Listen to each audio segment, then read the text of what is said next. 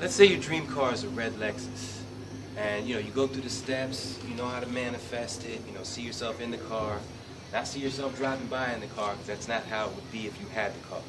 See yourself in the car, enjoy it. You go through all the manifesting steps, and you get your red Lexus.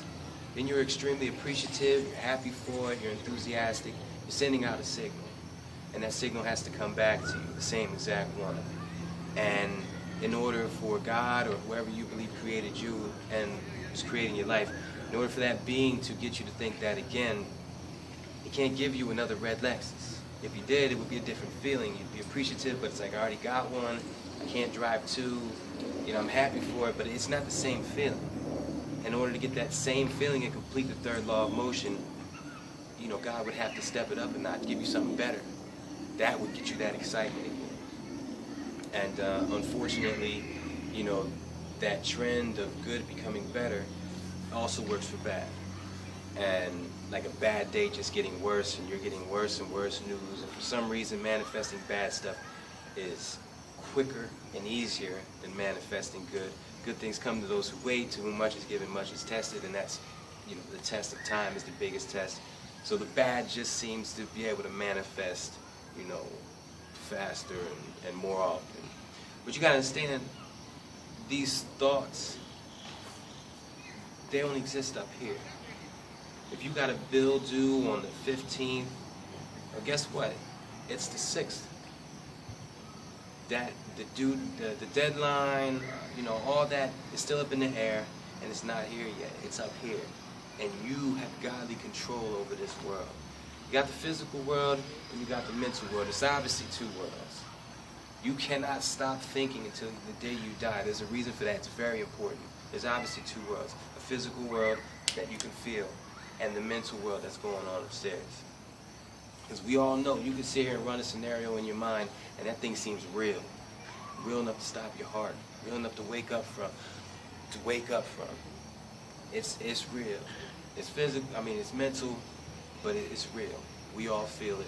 We all know it. And you have godly control over it. God can take your life right now, but He can't stop you from thinking about a red apple on a table.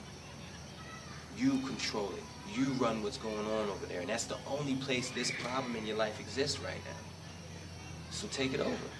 Run the scenario the way you want it to happen, and then watch it unfold that way. And then you're going to be like, oh man, this shit works. Then you're going to be back, trying to get some more. But that's why I do this, You have control over that world, and that world is a prerequisite to this one. Thoughts become things. If you, and you got to watch, the subconscious is a tricky thing too.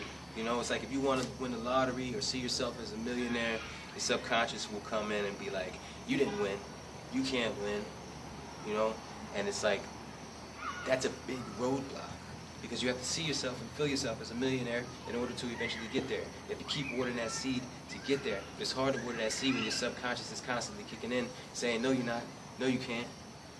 And one thing I did that's been a big hit for me, and a lot of people I talk to, everyone I talk to about it, is when your brain kicks in and says you can't have that, or you don't have that, all you got to do is, to yourself, just be like, well, what if I do?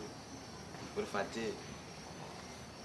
You want to manifest being a millionaire, walking around, I feel like $1 million, blah, blah, and your brain's telling you, no, it ain't. That ain't what your bank account says. But what if I did? If you do that, you could try it now. It instantly, relieves something off your chest. And it's like, it just relieves pressure. It makes you feel great. If you could practice that and do that as often as possible, you watch your life change. Watch your life change. It's not like your mind is working against you. Your subconscious is doing what it's programmed to do. And that's all to it. And you can't get mad at it. It's doing what it's programmed to do. If you're thinking about having $1 million in the future, subconscious's job is to throw whatever it has to at you to get you back to this moment. So it's going to prove to you, you don't have $1 million, you would have to do this, you would have to do that, you would have to go there, you would have to do this, you would have to be this lucky. You do anything to bring you back to this moment. If you're having a future negative thought, running a negative scenario, it'll pull you back to this moment, but as a self, as a protective way, it pulls you back faster. You'll just wake up from it. Same thing from thinking about past memories, Disneyland. You could have went there, and you're reminiscing about it, and all of a sudden your subconscious will start kicking in and say, oh, but you're not there right now. You're home. And, you'll never get that money back. And blah, blah, blah. Whatever it has to do to bring you back to this moment, it will do. And it's just doing its job. You know what I mean? You can't get mad at it for doing that. I used to do that. I would get mad. Where the hell these negative thoughts keep coming from? But it wasn't until I realized that's what it's programmed to do. And I need to change the program. The muscle is a brain, muscle memory. It's not throwing random thoughts at you, it's throwing the thoughts at you that it's used to throwing at you. So if you change what it's used to throwing at you to positive thoughts, the sky's the limit. The sky's the limit. The thought of going 24 hours without any negative thoughts, it wasn't a dream for me, it was impossible. I saw it as impossible. Like, that just can't happen. Until I did it.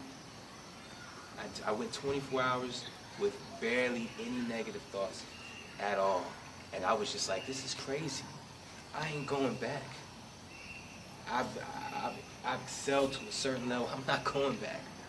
I ain't going back. I'm gonna stay positive. And that's how, that's how I did it. I changed my muscle memory, complete makeover. All positivity. Took all the negatives, I just kept going positive. Stay positive, stay positive. And it kept throwing positive stuff at me. And I'm not saying that every day is like that. I'm not saying that you can achieve a certain level and just stay there, because the fact of the matter, that's not it. Everybody thinks enlightenment is a level, like a black belt. Once you get it, it's yours, it's the title forever. Now, enlightenment is a state of mind. It's literally a state of mind. And you can be the best Buddhist monk or whoever and get your meditate on, and you can be enlightened in that. But then you can go handle some BS, kids arguing, I say that to say this. Enlightenment is a state of mind. It's not something you achieve. It's something you work at. But, all in all, to wrap this up, stay positive. Stay positive. Change your life. Your subconscious is going to knock down your dreams. When you're trying to picture yourself in your dream car, it's going to do what it has to do to bring you back to this moment. Don't get mad at it. It's doing its job. Okay? And make its job easier. Stay positive. That way the thoughts it's thrown at you are positive. Change your life. That way when you do say, I'm a millionaire and I'm thankful for it, you'll be one.